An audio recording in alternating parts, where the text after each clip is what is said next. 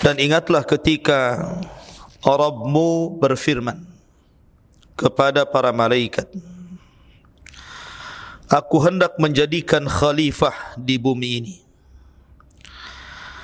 Mereka berkata, apakah engkau hendak menjadikan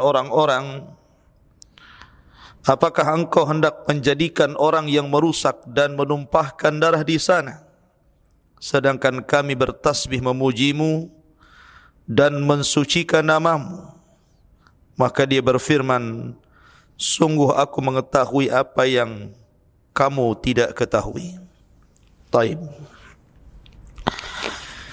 Di dalam surah Al-Baqarah ayat 30 ini menceritakan kepada kita tentang kisah Nabiullah Adam alaihi salatu wassalam dan sujudnya para malaikat dan juga keengganan iblis untuk sujud kepada Adam. Kita tahu bahawa Adam alaihi salatu wassalam adalah Abul Bashar, bapaknya manusia. Sebelum Allah subhanahu wa ta'ala menciptakan Adam, maka makhluk yang pertama dari makhluk-makhluk Allah yang berakal yang Allah ciptakan adalah para malaikat dulu. Setelah Allah menciptakan malaikat, baru Allah ciptakan jin. Setelah Allah ciptakan jin, baru Allah ciptakan manusia. Dan itu berdasarkan tartib dari hadis-hadis Nabi SAW. Khuliqatil malaikatu min nur wa khuliqatil jan min marijim min nar wa khuliqa Adam kama wusifa lakum. Rasul SAW mengatakan bahawa diciptakan malaikat dari api, diciptakan jin dari ujung nyala api, diciptakan malaikat dari cahaya, diciptakan jin dari ujung nyala api, dan diciptakan Adam sebagaimana yang disifatkan kepada kalian. Lah ketika Allah subhanahu wa ta'ala menciptakan malaikat, malaikat adalah satu-satunya makhluk yang tidak pernah bermaksiat kepada Allah Azza wa Jalla, karena tidak diberikan nafsu. Sehingga apapun yang diperintahkan Allah subhanahu wa ta'ala, maka Allah sifatkan mereka wa yaf'aluna ma yu'marun. Mereka melakukan apapun yang diperintahkan Allah subhanahu wa ta'ala. Berbeda dengan makhluk yang kedua, jin, kemudian manusia. Jin adalah makhluk yang kedua yang Allah subhanahu wa ta'ala ciptakan. Dan Allah subhanahu wa ta'ala berikan tempat di permukaan bumi. Dahulu bumi ini, sebelum Allah subhanahu wa ta'ala berikan kepada manusia, bumi ini dihuni jin. Semua bangsa jin itu menghuni bumi. Tetapi karena tabiat jin itu lebih banyak yang jahat dibandingkan yang baik, lebih banyak yang tidak saleh dibandingkan yang saleh, lebih banyak membangkang kepada Allah dibandingkan taat kepada Allah, sehingga kehidupan mereka tidak sebagaimana kehidupan manusia. Kerusakan mereka lebih banyak dibandingkan memperbaikinya, sehingga banyak tumpah darah di antara mereka, banyak berperang, rebutan kekuasaan, dan begitu seterusnya. Sampai akhirnya Allah subhanahu wa ta'ala hendak memperbaiki kehidupan mereka dengan cara mengutus jin yang paling soleh di antara mereka untuk memperbaiki mereka. Karena tidak ada Nabi dan Rasul dari kalangan jin. Nabi dan Rasul itu dari kalangan manusia. Sehingga yang ada jin yang saleh. Sebagaimana Allah subhanahu wa ta'ala menyebutkan dalam suratul jin, wa inna minna salihuna wa minna duna dhalik kunna tara'iqa qidada. Di antara kami jin itu ada yang saleh, tetapi ada juga jin yang tidak saleh. Kami ini bertingkat-tingkat, kata jin. Lah jin yang paling saleh memang tidak disebutkan namanya, tetapi dalam kisah Israiliyat namanya adalah Ajazil. Ada jin yang paling soleh namanya Ajazil. Tidak ada dalam Quran nama Ajazil ataupun dalam hadis Nabi. Nama Ajazil itu muncul dari kisah Israiliyat. Ya. Dan Nabi SAW bersabda, hadithu am bani Israel wala haraj. Tidak mengapa kau kisahkan tentang cerita-cerita Israiliyat selama tidak bertentangan dengan Quran dan Sunnah. Jadi ada jin yang paling soleh, itu namanya Ajazil. Memang dia jin yang paling taat, soleh, ahli ibadah. Sehingga karena ibadahnya yang luar biasa, maka Allah Subhanahu wa taala angkat Ajazil ini ke langit. Sebagaimana para nabi juga banyak diangkat ke langit, seperti Nabi Idris diangkat ke langit. Wa rafa'nahu makanan 'aliyya. Kami angkat Idris ke tempat yang paling tinggi di langit keempat. Atau Isa bin Maryam juga diangkat ke langit kan. Maka Azazil pun diangkat ke langit. Kemudian diberikan tempat di langit, di alam para malaikat. Bahkan ada yang mengatakan Ajazil ini bahkan sempat menjadi bendahara sorga. Tinggal di sorga, menjaga sorga. Hidup di alam malaikat. Ya. Maka Azazil ini ditugaskan oleh Allah Subhanahu wa taala untuk menjadi pembaharu di kalangan bangsa dia sendiri, bangsa jin. Dengan diutusnya para malaikat sebagai tentaranya. Maka Azazil pun kemudian mulai menertibkan bangsa jin yang ada di permukaan bumi ini dengan tentara para malaikat. Dan berhasil. Maka jin-jin yang jahat, jin-jin yang tidak bisa diatur dipenjarakan di tengah lautan. Sebagian mereka dibuang ke hutan-hutan. Ya. Lah karena kesuksesan Ajazil inilah, akhirnya maka Ajazil kemudian diberikan tempat di langit bersama para malaikat. Sampai akhirnya Allah Subhanahu wa taala kemudian menghendaki untuk menciptakan Adam. Ya. Di sinilah Allah Subhanahu wa taala berfirman, wa idh qala rabbuka lil malaikati inni ja'ilun fil ardi khalifah. Dan ketika Rabbmu berfirman kepada para malaikat, sesungguhnya aku hendak menjadikan di bumi ini khalifah. Khalifah itu artinya makhluk yang bergenerasi. Makna khalifah itu yakhlufu ba'duhu ba'dah. Makhluk yang bergenerasi. Jadi tidak sampai kepada Adam, setelah Adam wafat tidak ada generasinya, tidak. Bahkan sekalipun Adam wafat, ada generasi anak-anaknya, cucu-cucunya, cicit-cicitnya, dan begitu seterusnya. Itulah makna daripada khalifah. Yakhlufu ba'duhu ba'da. Saling menggantikan sebagian mereka dengan sebagian yang lainnya. Lah ketika Allah Subhanahu wa taala hendak mengatakan bahwa dia hendak menciptakan makhluk namanya Adam. Ketika itu malaikat mengatakan di hadapan Allah Subhanahu wa taala, qalu ataj'alu fiha man yufsidu fiha wa yasfikud dima.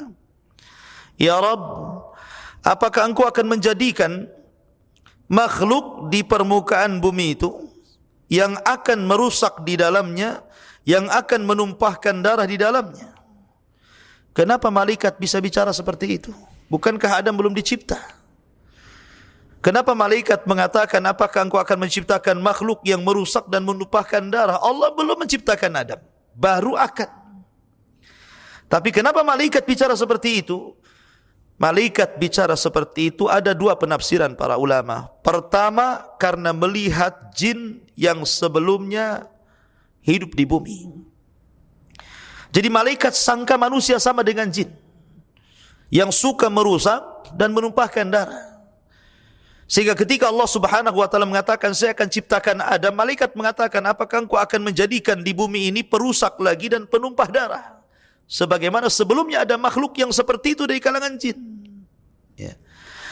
Penafsiran yang kedua, bahwa malaikat ditampakkan bahwa manusia itu memang akan menumpahkan darah. Dan betul apa yang dikatakan malaikat kan. Ketika Adam alaihi salatu wassalam dikaruniai putra-putranya, maka yang pertama kali yang terjadi apa? Qabil membunuh Habil kan. Terjadi pertumpahan darah di sini. Qabil membunuh Habil. Malaikat ditampakkan gitu kan. Lah tetapi pendapat yang kuat kata para ulama bahwa malaikat itu hendak mengkiaskan bangsa manusia dengan bangsa jin yang sebelumnya sudah menghuni bumi. Seolah-olah manusia itu sama dengan jin. Dulu jin pernah menghuni bumi, merusak, berperang, menumpahkan darah. Lah apakah kemudian Allah akan ciptakan lagi? Seolah-olah malaikat mengatakan sudah begini saja. Bumi itu tidak perlu lagi ada penghuni. Biar kami turun ke bumi, kata malaikat. Nanti kami yang bertasbih, kami yang akan memuji, kami yang akan mensucikan kamu. Sebagaimana kami beribadah di langit, kami juga akan beribadah di bumi. Sehingga langit dan bumi itu penuh dengan tasbih dan tahmid. Makanya malaikat mengatakan, wa nahnu nusabbihu bihamdika wa nuqaddisu lak. Sementara kami bertasbih kepadamu ya Rabb, dan kami juga membersihkan dirimu ya Rabb. Tetapi Allah subhanahu wa ta'ala menyanggah dan mengatakan, qala inni a'lamu ma la ta'lamun. Sesungguhnya saya lebih tahu daripada kalian tentang ciptaan Adam itu. Kalian kan tidak tahu bahwa kelak lahir dari Adam ini makhluk-makhluk yang jauh lebih mulia dibandingkan kalian. Bahwa dari keturunan Adam itu akan lahir orang-orang pilihan yang jauh lebih agung dibandingkan kalian. Apa yang dikatakan Allah, inni a'lamu ma la ta'lamun, menjadi sebuah kenyataan. Malaikat tidak tahu. Setelah kemudian Adam alaihi salatu wassalam berada di bumi dan beranak pinak sampai kemudian banyak dari keturunan yang menjadi nabi dan rasul, barulah malaikat paham bahwa manusia berbeda dengan jin, karena jin tidak ada nabi, jin tidak ada rasul. Tetapi dari kalangan manusia itu lahir para nabi dan rasul yang kedudukan mereka jauh lebih mulia dibandingkan para malaikat. Ya. Ma'asyiral muslimin yang dimuliakan Allah Subhanahu wa taala. Maka mulailah kemudian Allah Subhanahu wa taala memerintahkan malaikat di langit untuk turun ke bumi. Ada yang mengatakan malakul maut, ada yang mengatakan malaikat yang lain, mengumpulkan tanah-tanah yang ada di bumi dengan berbagai macam warna.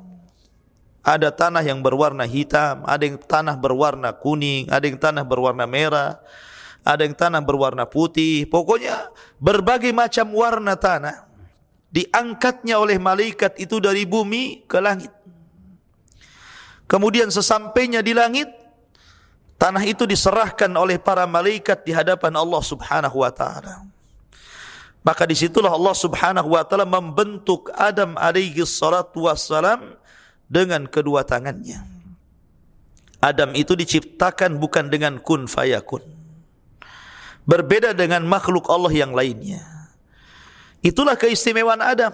Adam tidak diciptakan oleh Allah dengan kun fayakun, tetapi diciptakan Allah betul-betul dirangkai oleh Allah Subhanahu wa taala sampai jadi bentuk manusia. Keistimewaannya Adam itu.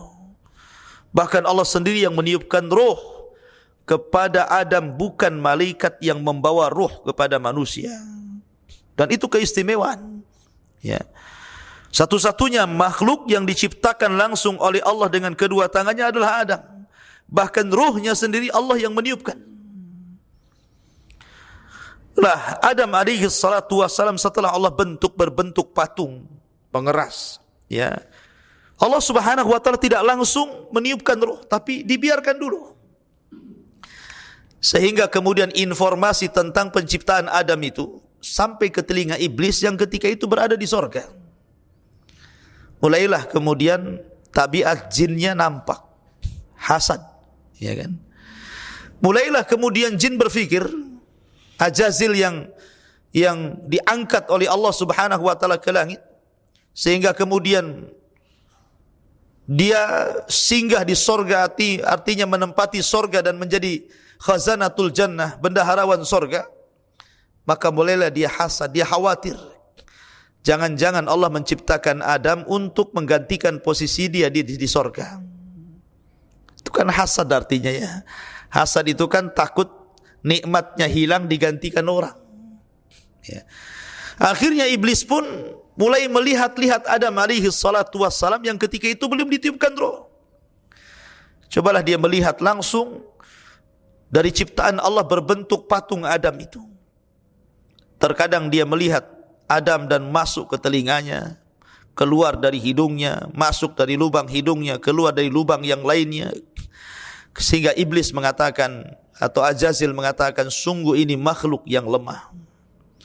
Makhluk yang lemah karena berongga. Lau sullitu alayya la uhlikanna. Kalau seandainya Allah kuasakan orang ini, makhluk ini, kuhancurkan dia. Lihat, dari sini sudah ada hasadnya.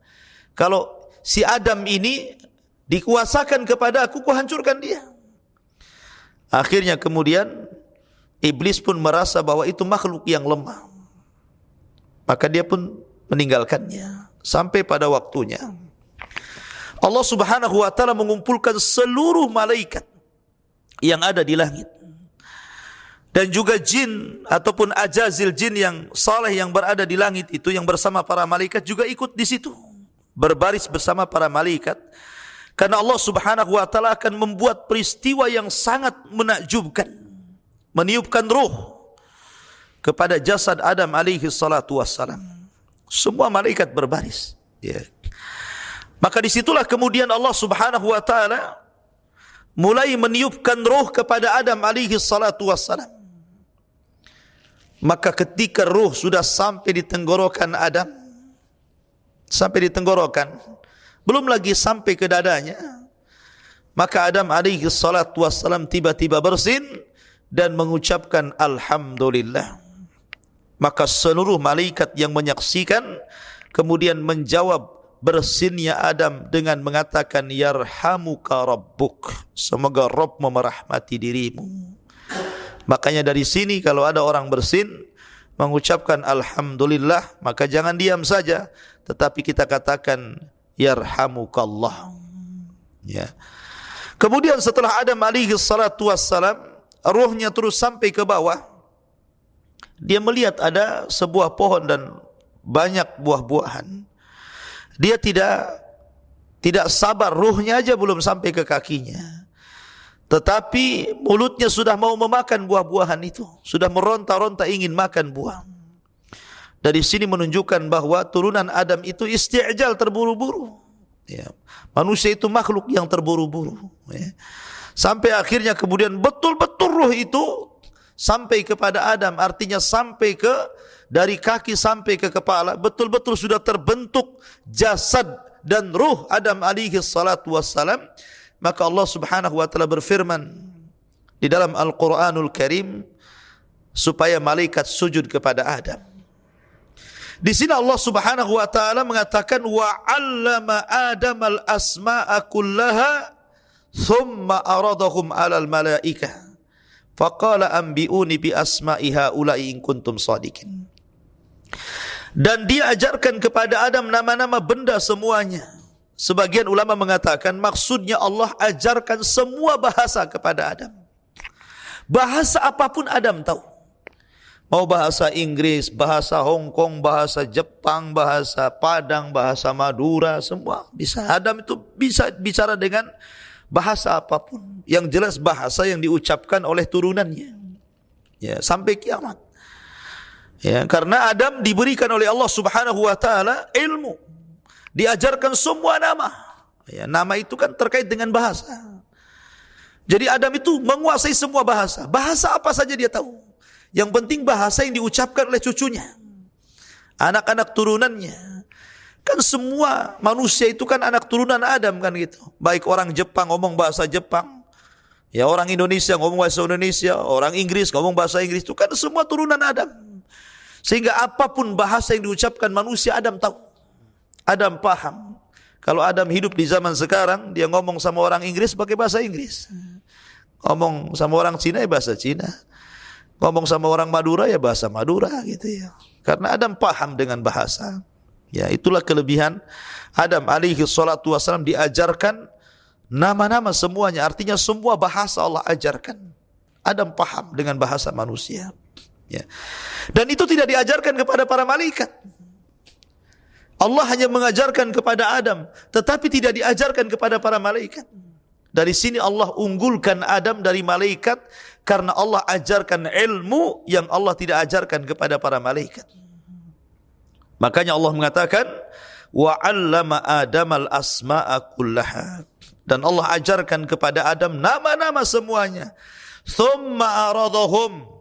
Kemudian dia perlihatkan kepada para malaikat, 'alal malaikati faqala ambi'uni bi asma'i haula'i in kuntum shadiqin. Allah berfirman kepada para malaikat, kalau kalian memang merasa mulia dibandingkan Adam, merasa cerdas, merasa pintar, merasa punya ilmu dibandingkan Adam, apa kata Allah?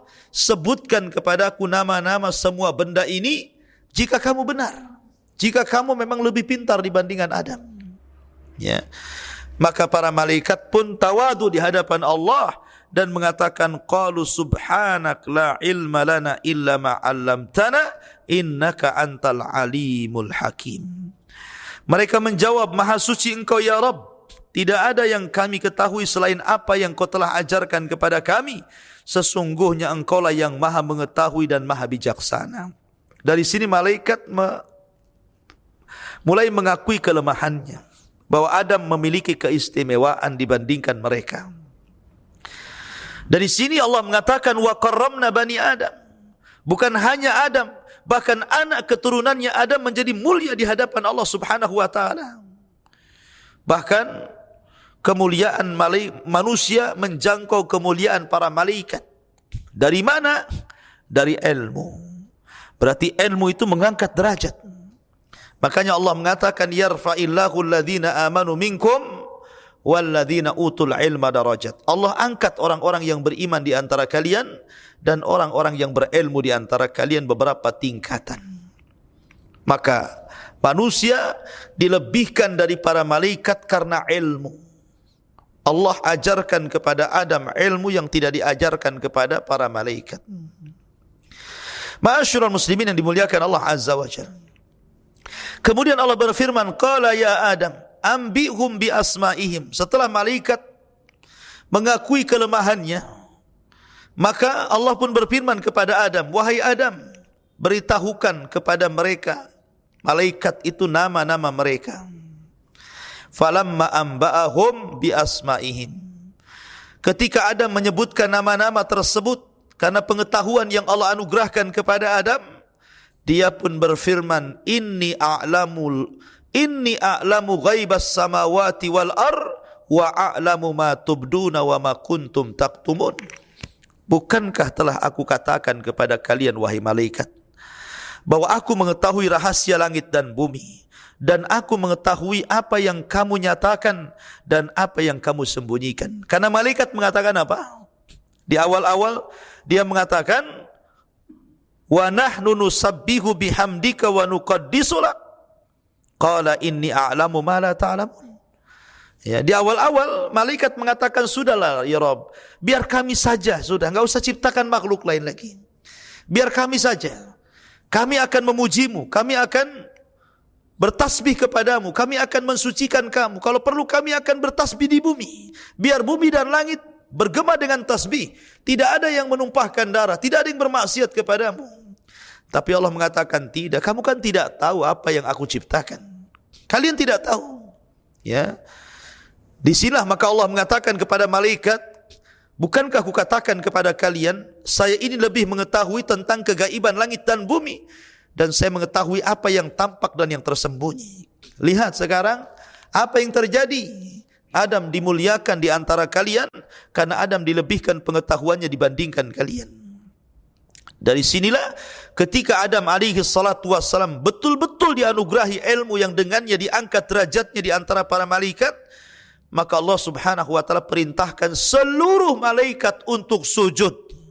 Setelah mereka tahu keistimewaan Adam dibandingkan mereka, maka Allah mengatakan, wa id qulna lil malaikati isjudu li Adam fasajadu illa iblis aba wastakbara wa kana minal kafirin.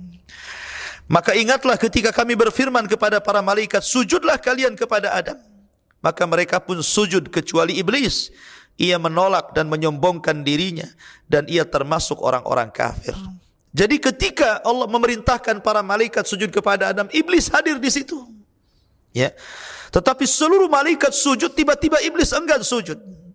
Sujudnya malaikat kepada Adam bukan kepada jasadnya, tapi kepada ruh yang dimasukkan kepada jasad Adam. Karena kemuliaan manusia itu ketika ada ruhnya. Manusia itu kalau ada ruhnya mulia dia.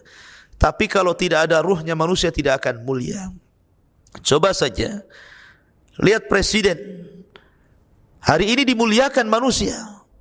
Coba ketika ruhnya dicabut, sehingga ruhnya tidak ada di jasadnya, tinggal jasadnya terbujur kaku jadi bangkai. Jadi jasad yang tanpa ruh, apa yang terjadi? Siapa yang memuliakan dia? Tidak ada. Pakaiannya pun diberikan kain kafan, ya kan? Diangkat ke keranda, dimasukkan ke lubang yang hanya 1-2 meter begitu. Tidak ada mulianya. Tetapi ketika jasad itu ditiupkan ruh, maka jasad yang tadinya tidak mulia jadi mulia. Maka lihat manusia yang terangkai antara jasad dan ruh, mereka dimuliakan orang, pakaiannya saja berbagai macam. Ya, kecerdasannya diberikan, kemuliaannya diberikan. Maka malaikat ketika Adam dimuliakan dengan ditiupkan ruh, maka mereka pun sujud. Bukan sujud ibadah ya, tetapi sujud penghormatan. Karena tidak boleh sujud ibadah kecuali diberikan kepada Allah. Syirik tidak boleh menyekutukan Allah, sujud kepada selain Allah. Maksudnya di sini adalah sujud penghormatan. Mungkin kalau tentara itu ya dengan mengangkat tangan diletakkan di kepala gitu ya. Tapi begitulah menghormati para malaikat kepada dengan cara sujud.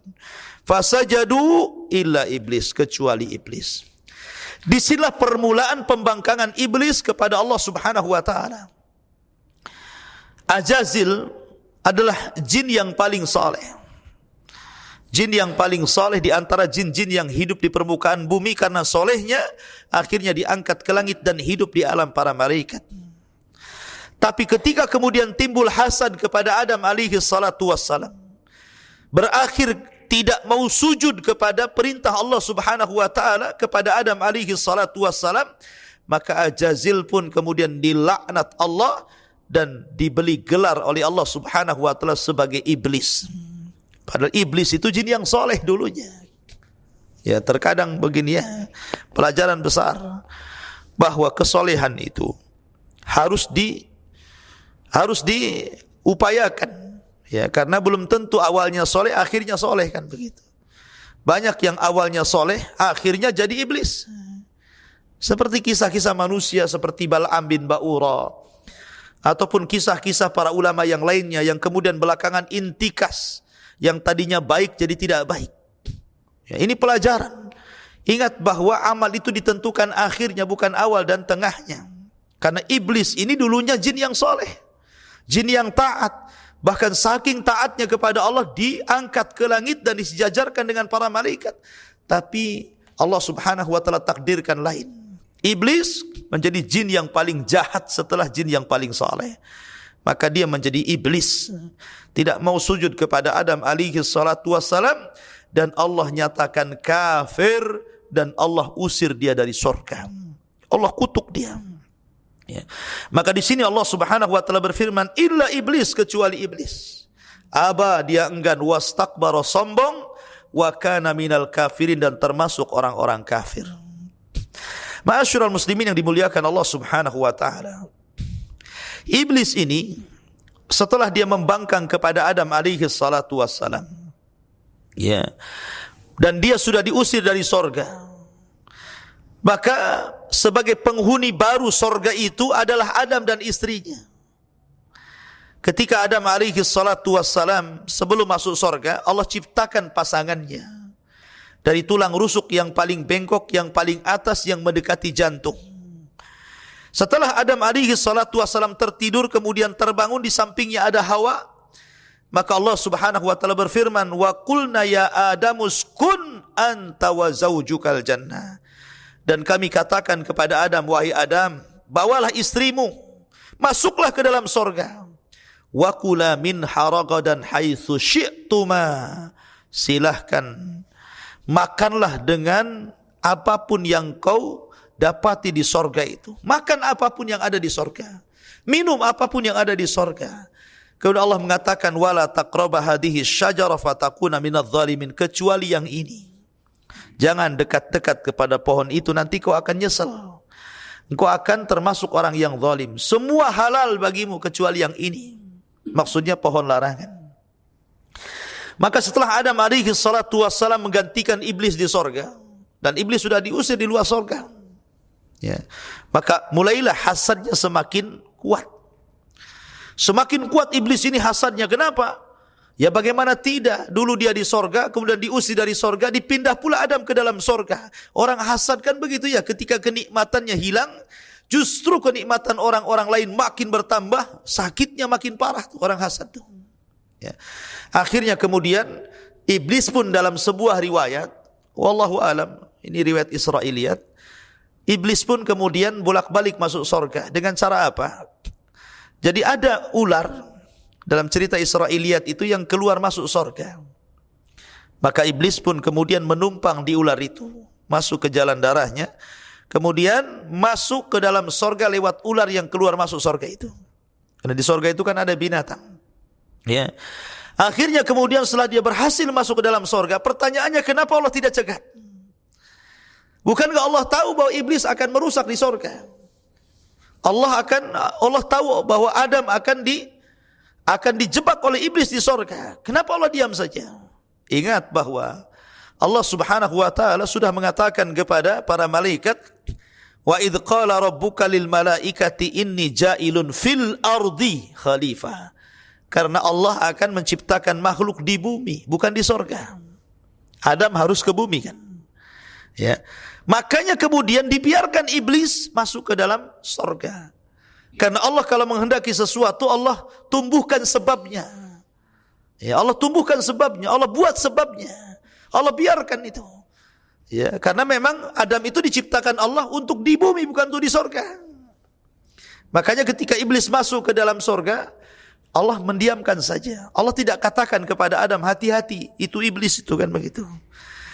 Maka iblis pun setelah masuk ke dalam sorga, dia pun menjelma sebagaimana manusia yang saleh. Tasyakul, itulah kelebihan jin. Bisa tasyakul, bisa menyerupai manusia. Ya.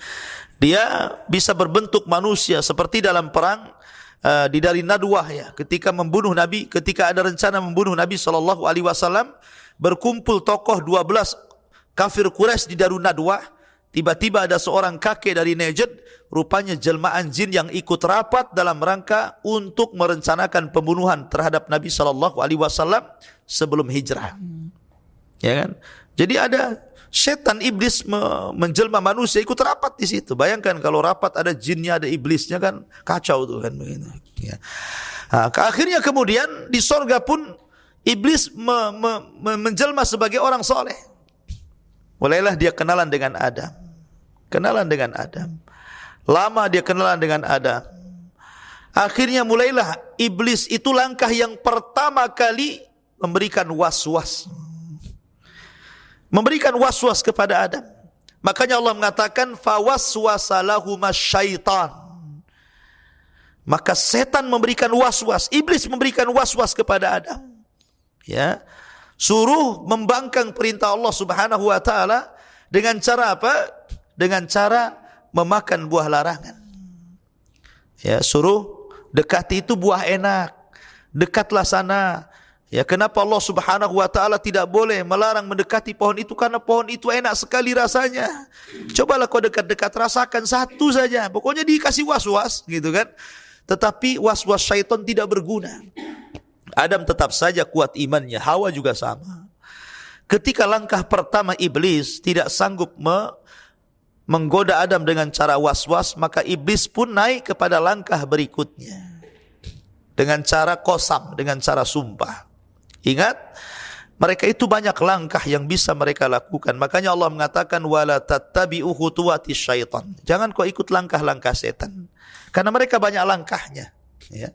Ketika dengan cara was-was tidak bisa nih, mulailah mereka dengan cara sumpah. Maka Allah mengatakan wa qasamahuma inni lakuma laminan nasihin. Maka iblis datang kepada Adam, ya Adam, wallahi demi Allah katanya, sesungguhnya saya datang kepadamu sebagai pemberi nasihat.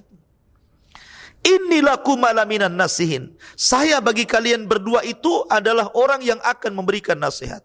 Tentu Adam alaihi salatu wassalam tidak menyangka kalau di alam para malaikat, apalagi di sorga, ada orang bersumpah untuk sebuah kedustaan. Itu mustahil.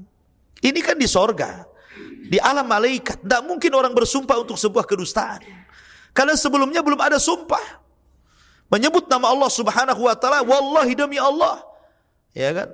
Rupanya Adam alaihi salatu wassalam terkecoh karena melihat tidak mungkin di alam malaikat, di sorga orang bersumpah untuk sebuah kedustaan, mustahil. Ya, disitulah Adam akhirnya terkecoh dengan sumpahnya iblis. Ketika mengatakan, demi Allah wahai Adam, saya ini sebagai penasehat bagi kalian. Kenapa Allah melarang engkau dekat-dekat pohon itu? Karena dua perkara. Antakuna malakaini au takuna minal khalidin. Bahwa kalau kau makan buah itu kau akan jadi malaikat, atau engkau akan kekal di sorga, dan itu Allah tidak kehendaki. Maka Adam alaihi salatu wassalam melihat sumpahnya iblis, dan tidak mungkin orang bersumpah di sorga atau di alam malaikat untuk sebuah kedustaan. Akhirnya ngeper juga, ikut juga perintah iblis. Mulailah dia mendekati pohon itu, kemudian memakan buahnya. Tiba-tiba ketika Allah subhanahu wa ta'ala melihat dua makhluknya Adam dan Hawa memakan buah itu, maka Allah subhanahu wa ta'ala takdirkan semua pakaiannya terurai. Pakaian yang dipakainya itu pakaian yang terbuat dari sutra, min sundusin wa istabrakin wa hullu asawira min fiddah. Kan di sorga itu kan pakaiannya dari sutra semuanya. Satu orang itu 70 lipat pakaian, ya, saking indahnya gitu. Tiba-tiba pakaian itu apa? Terurai. Lepas dari badan Adam alaihi salatu wassalam. Ya, lepas dari badan Hawa alaihi salam. Maka mereka akhirnya tampak aurat satu dengan yang lainnya. Maka Adam alaihi salatu wassalam malu melihat aurat Hawa, dan Hawa pun malu melihat aurat Adam, dan kedua-duanya saling malu untuk terlihat auratnya. Maka Adam pun kemudian pergi menjauh dari Hawa, Hawa pun pergi menjauh dari Adam. Maka mereka saling menjauh di sorga. Karena seluruh makhluk yang ada di sorga itu semuanya melihat. Makhluk yang ada di sorga itu semua bisa bicara. Lain dengan makhluk yang ada di bumi. Kalau di bumi pohon tidak bisa bicara, tapi di sorga bisa bicara. Karena semua makhluk yang ada di sorga itu mengucapkan salam. Ya, kalau kita lewat di sebuah pohon, pohon akan mengucapkan assalamualaikum. Ya, kalau kita lewat di sebuah batu, batu akan mengucapkan assalamualaikum. Karena ucapan di sorga itu semua salam. Sehingga Adam tidak bisa sembunyi di mana saja dia bersembunyi, di situ bisa bicara makhluk sorga itu. Dari situlah maka Adam malu, merasa malu. Sehingga Allah subhanahu wa ta'ala berfirman kepada Adam, mau hendak lari kemana wahai Adam? Kau tidak bisa bersembunyi. Ya, maka dari situlah kemudian Adam pun menyesal, tapi Allah subhanahu wa ta'ala sudah murka. Sehingga Allah subhanahu wa ta'ala berfirman kepada Adam, ketika Allah subhanahu wa ta'ala sesatkan Adam, kulnah bitu minha jami'ah, maka keluarlah kalian semuanya dari sorga ini. Maka Allah subhanahu wa ta'ala melanjutkan firman-Nya, fa'azallahuma syaitanu anha. Lalu setan memperdayakan keduanya Adam dan Hawa dari sorga. Fa'akhrajahuma mimma kana fi, dan mengeluarkan keduanya dari sorga. Wa qulnah bitu ba'dukum wa qulnah bitu ba'dukum li ba'din adu walakum fil ardi mustaqarrun wa mata'un ilahin. Sehingga keduanya dikeluarkan dari segala kenikmatan ketika keduanya di sana di sorga, dan kami berfirman, turunlah kalian, sebagian kamu akan menjadi musuh bagi yang lainnya, dan bagi kamu ada tempat tinggal dan kesenangan di bumi sampai waktu yang ditentukan. Maka di sini ketika kemudian makhluk 3 orang ini, 1 iblis, 2 Hawa, dan 3 Adam, setelah kemudian keduanya memakan buah larangan, Allah pun murka. Maka Allah berfirman kepada ketiganya ini, kepada Adam, Hawa, dan iblis, bahwa kalian akan memusuhi sebagian kalian dengan sebagian yang lainnya. Dari sinilah permulaan permusuhan iblis dengan umat manusia. Karena Allah yang mengatakan seperti itu. Kalian akan jadi musuh kalau seperti ini. Ya, dan betul, iblis akan senantiasa jadi musuh, bahkan musuh abadi bagi manusia sejak Adam diciptakan sampai kiamat dibangkitkan. Musuh kita yang nyata hanya iblis, laknatullah alaihi. Kemudian Allah mengatakan, fatalaqa Adamu min rabbihi kalimatin fataba alaihi innahu huwat tawwabur rahim. Kemudian Adam menerima beberapa kalimat dari Tuhannya, lalu dia pun menerima taubatnya. Sesungguhnya Allah Maha menerima taubat dan Maha penyayang. Ada yang mengatakan ketika Allah Subhanahu wa taala turunkan Adam dari sorga, maka Adam diturunkan di Sri Lanka. Di Sri Lanka, daerah Sri Lanka. Ya. Tetapi Hawa diturunkan di Jeddah. Ya, di Jeddah, Saudi. Ya. Kemudian, dan itu pendapat yang banyak dikuatkan para ulama, ya, di daerah Hindi, Sri Lanka. Kemudian Hawa di Jeddah. Maka kemudian karena ketika itu belum ada manusia, ya, dan iblis juga diturunkan di bumi juga. Tapi iblis turun di mana? Wallahu a'lam. Ya. Tapi yang jelas tiga-tiganya sama-sama diturunkan di bumi. Lah, iblis tentu kembali kepada kelompoknya karena memang sudah ada jin di bumi ini. Ya, karena dia sudah jahat di langit, kemudian turun ke bumi, maka dia bergabung dengan jin-jin jahat yang dulu pernah dipenjarakan dia, yang ada di lautan, yang ada di hutan-hutan, dan dia yang memimpinnya, kepala gengnya, kan begitu ya. Maka dia pun membuat istana di tengah lautan, sebagaimana perkataan Ibnu Sayyad di hadapan Rasulullah ketika ditanya oleh Nabi SAW, maka Ibnu Sayyad mengatakan wa kana arsyuhu 'alal ma, dan istananya iblis ada di tengah lautan. Ya kan? Maka kemudian Adam alaihi salatu wassalam saling mencari. Dia mencari istrinya, istrinya mencari dirinya. Entah berapa hari, berapa bulan, berapa tahun. Tapi Allah Subhanahu wa taala akhirnya takdirkan mereka berjumpa di Arafah. Mereka berjumpa di Arafah. Di Arafah inilah tempat perjumpaan Adam dan Hawa. Arafah itu bukan bagian tanah haram, tidak masuk tanah haram dia, di luar tanah haram. Arafah itu, ya. Jadi ada sebagiannya di luar tanah haram. Maka kemudian Adam alaihi salatu wasallam diperjumpakan dengan Hawa di Arafah ini, di Bukit Arafah. Maka disitulah kemudian Allah Subhanahu wa taala mengajarkan satu kalimat pertama kali di bumi. Sebelumnya Allah tidak pernah mengajarkan kalimat. Satu kalimat yang Allah ajarkan pertama kali di bumi kepada Adam dan Hawa untuk diucapkan keduanya. Apa kalimat itu? Kalimat itu, Rabbana zalamna anfusana wa illam taghfir lana wa tarhamna lanakunanna minal khasirin. Ini kalimat pertama yang ada di bumi. Rabbana zalamna, ya Rabb, kami telah mendolimi diri kami. Rabbana zalamna anfusana, diri-diri kami. Wa illam taghfir lana, kalau engkau tidak mengampuni diri-diri kami, lanakunanna minal khasirin, tentu kami akan senantiasa terus menjadi hamba-Mu yang merugi. Maka teruslah Adam dan Hawa mengucapkan kalimat ini, Rabbana zalamna anfusana wa illam taghfir lana wa tarhamna lanakunanna minal khasirin. Berdoa kepada Allah dan meminta ampun. Makanya Allah Subhanahu wa taala katakan, fatalaqa Adamu min rabbihi kalimatin. Kemudian Adam menerima beberapa kalimat. Fataba alaihi, Allah pun menerima taubatnya. Setelah membaca kalimat itu, Allah menerima taubatnya. Innahu huwat tawwabur rahim. Dan sungguh Allah Maha penerima taubat lagi Maha penyayang. Ya. Maka dari situlah ketika Allah Subhanahu wa taala menerima taubat Adam dan mengampuni dosa-dosanya. Makanya orang-orang yang haji, kita tahu bahwa haji itu letaknya di Arafah. Kata Rasulullah, al-hajjul Arafah. Haji itu letaknya di Arafah. Maksudnya tempat yang paling mulia di antara manasik-manasik yang lainnya. Pada tanggal 9 Dzulhijjah orang haji itu berada di Arafah sedang wukuf. Maka apabila Allah takdirkan Anda haji, maka mintalah kepada Allah ampunan sebagaimana Adam meminta ampunan di Arafah. Maka siapapun yang datang ke Arafah berlumuran dengan dosa, kemudian meminta ampun kepada Allah, pasti Allah akan ampuni.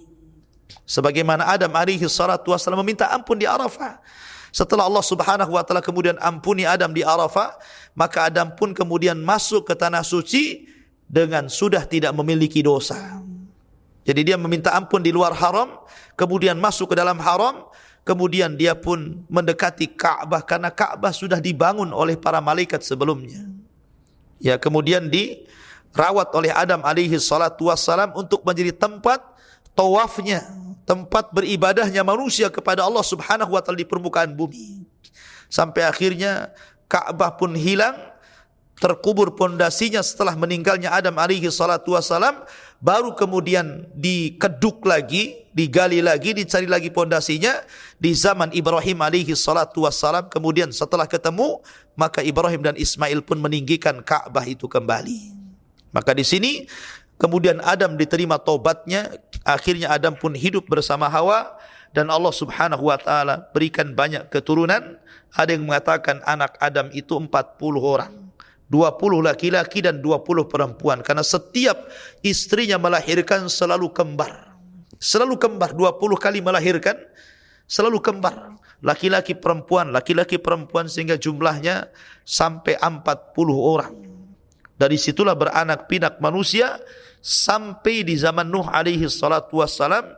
Akhirnya di zaman ini terjadi banjir yang sangat besar sehingga membunuh jiwa banyak orang, sehingga tidak ada manusia kecuali hanya 40 orang. Sebagian riwayat 40 orang di kapalnya Nuh, 3 orang laki-laki putra-putra Nuh, selebihnya kaum wanita. Dan dari situlah maka beranak pinak lagi Bani Adam sampai hari ini, bahkan sampai kiamat dibangkitkan. Makanya 2 nabi itu disebut bapak manusia. Bapak manusia pertama Adam dan bapak manusia yang kedua Nuh alaihi salatu wassalam. Karena seluruh manusia kembali kepada 3 putri Nuh, 3 putra Nuh, Ham, Syam dan Yafis ibnu Nuh alaihi salatu wassalam. Wallahu alam. Ini di antara kisah Nabi Adam alaihi salatu wassalam. Sudah Isya belum? Belum. Kemudian Allah subhanahu wa ta'ala berfirman, Qul nahbitu minha jami'an, fa imma ya'tiyannakum minni hudan faman tabi'a hudaya fala khawfun alaihim walahum yahzan. Kami berfirman, turunlah kamu wahai Adam, Hawa dan Iblis dari sorga ke bumi. Kemudian jika benar-benar datang petunjukku kepada kamu, maka barang siapa yang mengikuti petunjukku, tidak ada rasa takut pada mereka dan mereka pun tidak akan bersedih hati. Jadi ketika Allah subhanahu wa ta'ala mengusir Adam, Hawa dan Iblis ke bumi, Allah subhanahu wa ta'ala menjanjikan, sesampainya kau di bumi, nanti kuturunkan petunjukku. Nanti kuturunkan petunjukku. Maka siapapun di antara kalian, wahai Adam, wahai Hawa, wahai Iblis, yang mengikuti petunjukku, fala khaufun alaihim walahum yahzanun. Di bumi dia tidak akan merasa takut, di bumi dia tidak akan merasa sedih. Tetapi manusia terbagi menjadi 2. Makhluk Allah di bumi terbagi menjadi 2. Ada yang mengikuti petunjuk Allah, Adam dan Hawa. Tapi ada juga yang membangkang kepada petunjuk Allah, Iblis laknatullah alaih. Mulailah di sini ada 2 kelompok. Kelompok pengikut petunjuk dan kelompok pembantah petunjuk. Maka Iblis tidak pernah mengikuti petunjuk Allah subhanahu wa ta'ala. Iblis senantiasa membantah dan juga membangkang akan perintah Allah subhanahu wa ta'ala. Tapi Adam mulailah kemudian bertobat dan menerima petunjuk Allah subhanahu wa ta'ala. Maka Adam alaihi salatu wassalam diberikan beberapa lembaran-lembaran suhuf sebagai pedoman hidup di permukaan bumi bersama anak-anaknya. Nah, ketika itulah maka suhuf yang kemudian lembaran-lembaran sebagai pegangan Adam alaihi salatu wassalam diwariskan kepada anaknya bernama Syith yang berupa 50 lembar itu. Dan itu menjadi pegangan Syith sebagai nabi pertama setelah Adam alaihi salatu wassalam. Kemudian juga Allah subhanahu wa ta'ala angkat setelahnya Idris sebagai nabi sampai kepada Rasul pertama Nuh alaihi salatu wassalam. Makanya kata ahli tafsir mengatakan, maksudnya petunjuk yang Allah subhanahu wa ta'ala turunkan itu apa? Maksudnya petunjuk di sini adalah para rasul, para nabi dan rasul, dan kitab-kitab yang diturunkan Allah subhanahu wa ta'ala kepada mereka. Kalau dulu ada Taurat yang dibawa oleh Nabi Musa alaihi salatu wassalam, maka siapapun di zaman Musa dan turunnya Taurat yang mengikuti Musa dan Taurat, maka tidak akan takut dan tidak akan bersedih hati.